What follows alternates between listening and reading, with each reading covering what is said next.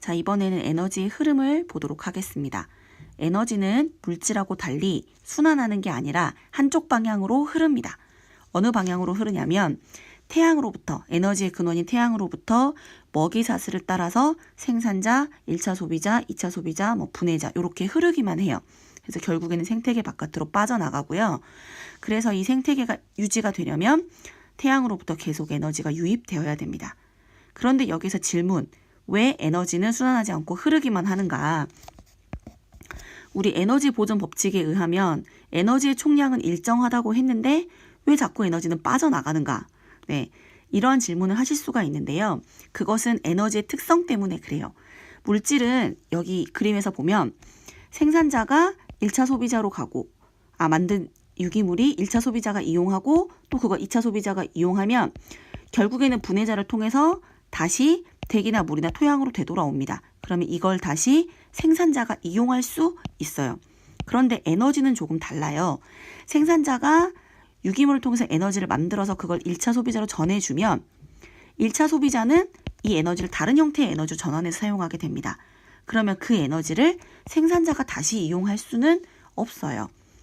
어떻게 생각하시면 되냐면 물질은 탄소랑 질소 같은 형태는 분해자가 분해를 하면 다시 이걸 생산자가 이용할 수 있지만 에너지가 열 에너지로 전환이 되면 이 열 에너지는 다시 생산자가 이용할 수 없다는 얘기가 되겠죠.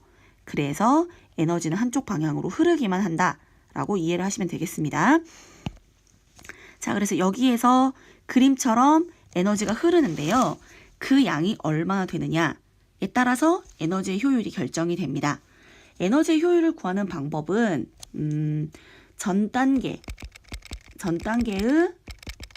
에너지 총량 분의 지금 현 단계의 에너지 총량을 이렇게 곱해서 100을 곱해주면 됩니다. 그래서 전 단계 에너지 총량 분의 현 단계 에너지 총량 곱하기 100 하면 에너지 효율이 퍼센트로 나오게 되는데요. 왜 전 단계 에너지 총량이 현 단계 에너지 총량과 달라지냐? 왜냐하면 전해지지 않는 에너지가 있기 때문입니다. 자, 이 그림을 보시면 자, 태양 에너지로부터 얼마인가요? 네, 200만인가요? 200만 킬로칼로리가 1년에 온다고 칩시다. 네. 1제곱미터에 200만 킬로칼로리 에너지가 온다고 보면 진짜 어마어마한 에너지가 오네요. 그런데 이 에너지를 다 이용하는 것이 아닙니다. 이용되지 않는 에너지가 무려 196만 9,820 킬로칼로리예요. 그래서 생산자가 가져가는 것은 그 중에 3만 180입니다. 그래서 생산자의 에너지 효율을 구하면 어떻게 구하면 되겠습니까? 네, 200만 분의 3만 180 곱하기 100 해주면 나오겠죠? 자, 그러면 생산자가 가지고 있는 이 3만 180 킬로칼로리 중에서 고사에서 떨어지는 양, 그래서 분해자에게 전달되는 것이 4,352고요. 그리고 호흡을 통해서 열에너지로 빠져나가는 것이 21,970입니다. 그러면 1차 소비자에게 전달되는 양은 3,858밖에 안 되는 거죠. 오, 확 줄어들었죠? 자, 그러면 1차 소비자의 에너지 효율은 어떻게 구하면 될까요? 3만 180분의 3,858 곱하기 100 해주면 나오겠죠? 자, 그러면 이 3,858 킬로칼로리 중에서 1차 소비자가 호흡을 통해서 열에너지로 방출하는 것이 2,442 킬로칼로리, 그리고 사체나 배설물을 통해서 분해자에게 전달되는 것이 832 킬로칼로리가 되고 2차 소비자에게 전달되는 것은 584 킬로칼로리입니다. 자, 그러면 2차 소비자의 에너지 효율도 한번 구해봅시다. 3,858분의 584 곱하기 100 하면 나오겠죠? 마찬가지로 2차 소비자도 호흡이나 배설물을 통해서 일부를 열에너지로 방출하거나 분해자에게 전달하고 3차 소비자에게 전달되는 양은 122 킬로칼로리입니다. 그래서 3차 소비자의 에너지 효율은 584분의 122 곱하기 100 이렇게 해주면 나오겠습니다. 그리고 3차 소비자도 호흡을 통해서 열에너지로 방출하거나 분해자에게 사체나 배설물의 형태로 에너지를 전달하고요. 이 분해자도 결국에는 세포호흡을 통해서 열 에너지로 열을 방출하게 됩니다. 그러면 열 에너지로 방출하는 양 다 더해보면 이게 3180이 돼요. 이거 어디서 왔었죠? 그렇습니다. 생산자가 태양 에너지로부터 고정한 이 에너지 양이 전부 다 결국엔 열 에너지로 빠져나가게 되는 거고요. 그래서 계속 태양으로부터 에너지는 공급되어야 하는 겁니다. 이해 가시죠? 자, 이러한 에너지 흐름을 가지고 있는데 계산을 해보면 에너지의 효율은 먹이사슬의 뒷단계로 갈수록 효율이 증가하게 됩니다. 그런데 전달되는 에너지 양은 점점 줄어들고 있잖아요.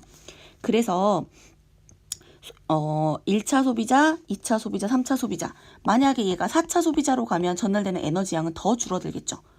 물론 에너지 효율은 높아질 수 있겠지만 이 소비자의 단계가 고차 소비자로 가면 갈수록 전달받는 에너지 양이 줄어들어요. 그래서 우리가 먹이사슬과 먹이 그물에서 보면 그 먹이사슬의 단계가 뭐 많이 가봤자 4차, 5차 소비자까지밖에 없는 것은 뭐 100차 소비자, 300차 소비자가 있을 수가 없는 이유는 바로 이것 때문이에요. 전달받는 에너지 양이 너무 적어요. 그래서 내가 생명을 유지하기 위해서 에너지를 얻으려면 진짜 많은 양을 먹어야 되는 거거든요. 그래서 너무 고차 소비자는 있을 수가 없다는 것. 그리고 에너지 단계가 전달되면 될수록 에너지 효율은 먹이사슬의 단계가 뒤로 갈수록 에너지 효율은 증가한다는 것. 하지만 전달되는 에너지 양은 줄어든다는 것 알아두시면 되겠습니다. 그래서 이것을 우리가 피라미드의 형태로 이렇게 그리기도 하죠. 그래서 생태 피라미드를 보면 개체수나 생물량, 에너지량, 개체수, 그리고 생물량, 그리고 에너지량. 이거는 먹이사슬의 뒷 단계로 갈수록 줄어들어요. 그래서 그래프를 그려보면 우리가 잘 알고 있는 이런 그래프, 위로 갈수록 줄어드는 이런 그래프가 나오게 되는 거고요. 반대로 에너지 효율이나 그 다음에 에너지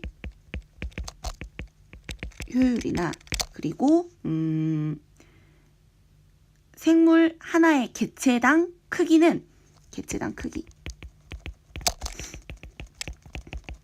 대체로 이렇게 역피라미드의 형태를 띠고 있습니다. 그 먹이사슬 뒷단계로 갈수록 대체로 커져요. 근데 이 개체당 크기는 반드시 이렇게 일치하지만은 않은 게 나무 한 그루가 2차 소비자, 3차 소비자보다 훨씬 더 크긴 한데요. 1차 소비자와 3차 소비자를 비교해보면 이 그래프가 맞긴 해요. 네. 그래서 대체로 이러하다라는 거 알아두시면 되겠습니다. 그런데요, 이 생태 피라미드가 이렇게 아름답게 유지가 되면 정말 좋은데 이게 평형이 깨지는 수가 있습니다. 예를 들어서 1차 소비자의 양이 갑자기 증가한다거나 이렇게. 그러면 어떻게 될까요? 이렇게 되면 평형이 깨졌다라고 우리가 이야기를 하잖아요.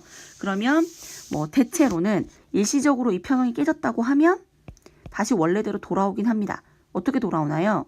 1차 소비자의 양이 너무 증가하면 생산자는 좀 줄어들 테고 2차 소비자는 따라서 증가하고 2차 소비자가 늘어남에 따라서 3차 소비자 늘어나겠죠.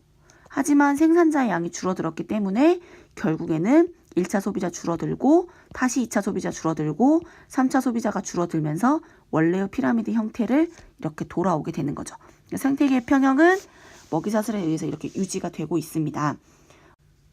일시적으로 생태계의 평형이 좀 깨진다고 하더라도 다시 먹이사슬에 의해서 이 생태계의 균형은 다시 회복이 될 수 있다. 만약에 너무 심하게 파괴가 되면 이건 좀 얘기가 다를 수 있겠죠. 네, 이 관계 잘 이해를 하시면 좋겠네요. 질문이 있으면 수업 시간에 하시면 되겠습니다.